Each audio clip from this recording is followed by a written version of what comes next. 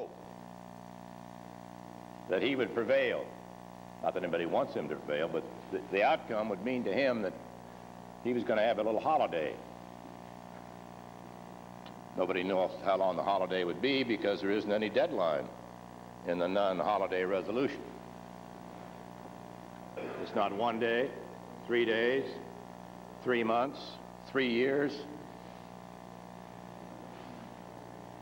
And I think everyone would agree that sanctions without a credible military threat would never have any severe impact on Iraq or Saddam Hussein. Now, I've said to the President of the United States in a meeting with Republicans and Democrats that we need to pursue every avenue for a peaceful solution.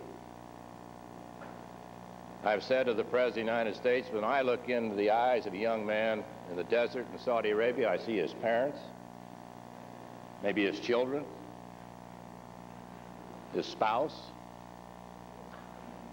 And if we talk about burden sharing as we have in the dollar terms, wait till we start counting the deaths. How many Egyptians, how many Americans, how many Saudis, how many British? This is the real burden sharing.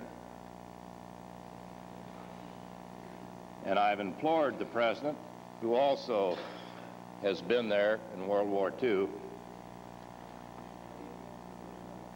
that what we are attempting to do in the Congress of the United States is to strengthen his hand for peace,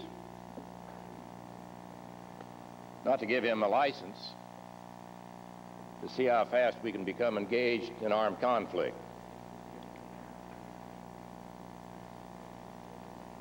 And as far as this senator knows, there's nothing in the UN resolution that says that on the 15th you have to do something.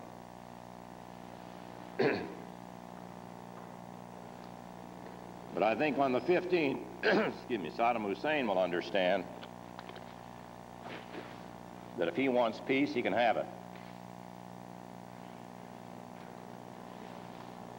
So, Mr. President, I know that everyone in this chamber wants Saddam Hussein to get out of Kuwait. And some have additional demands they would make on Saddam Hussein.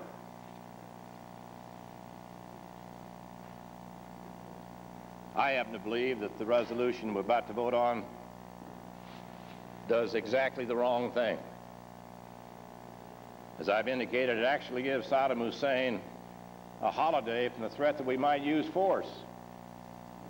If I tell you, well, on January 15, we're going to let sanctions work some internal length of time, not 6 months, nothing about 6 months, so the distinguished President Potemkin indicated 6 months, which might be a reasonable time. Maybe 1 month's a reasonable time. And we've all had our experiences with sanctions in other parts of the world, generally without any military threat at all. It would seem to me that the pending resolution wipes out this credible threat, unless we're going to maintain 400,000 men there and all the military threat we have up until someday in the future, maybe this year or next year or the next year. And I've always thought if you had sort of a holiday, as Saddam Hussein would have, that he probably wouldn't just take the holiday, he'd probably dig in deeper and make preparations so he could inflict even more casualties on the United States and on our young men and our young women and other forces from other allied nations in this period. So it's a two-edged sword. So it seemed to me we have to think about the ultimate result. Do we save lives by waiting 6 months or waiting a year? Or do we, by our votes today, indicate to Saddam Hussein that now it's up to you? President Bush didn't start this war. And I must say I've been a little astonished to hear some on this floor criticize President Bush without ever mentioning Saddam Hussein. Saddam Hussein can end this today. He can end it tomorrow.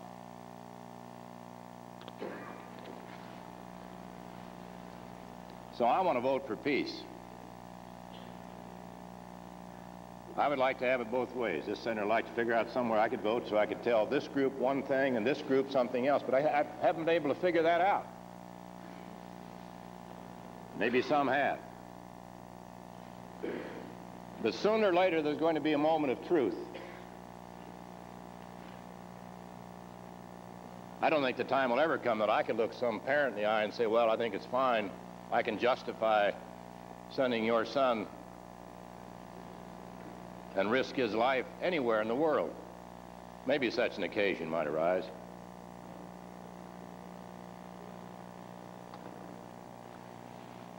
So I would hope, Mr. President, that we're going to demonstrate today that the President of the United States is the Commander-in-Chief.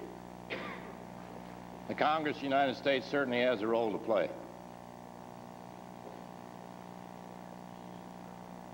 I said last November and December we ought to have been here debating then when the policy was being formulated, instead of coming in at the 11th hour after having been AWOL for 3 or 4 months and try to change the direction of the policy President Bush has so patiently and successfully put together. This is not United States versus Iraq. It's the entire international community, with just a few exceptions, versus Saddam Hussein and Iraq.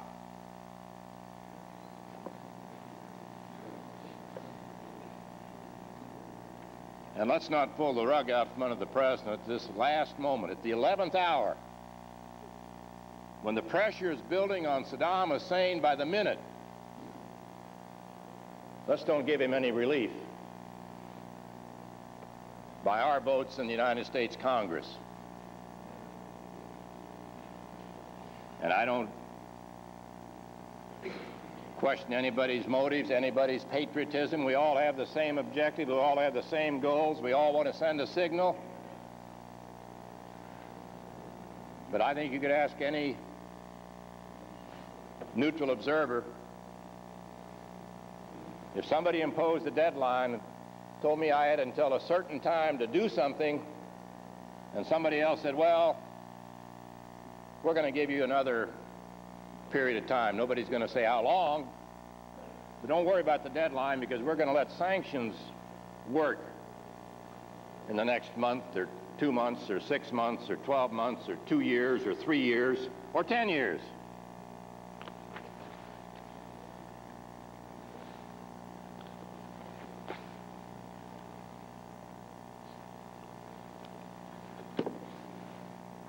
So I would hope that my colleagues would, I think we know where the votes are, but if we don't, we ought to get some new counters.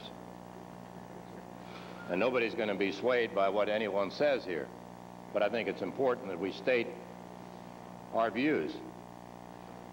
Distinguished Senator from West Virginia talked, 20,000 votes cast by the senator from West Virginia, this being the most difficult. 12,800. I don't have quite that many, but this is a very difficult vote. And when I vote no, I want Saddam Hussein to understand that I want peace. And I want him to understand that we're preparing our president, as we will on the next vote, to use force if necessary. And I want our president to understand this is not some hunting license, but this is to strengthen his hand for peace, not war, but for peace. And that's the message that I believe will result after all the voting's done this afternoon. Mr. President, I thank the chair. Who yields time? Mr. President.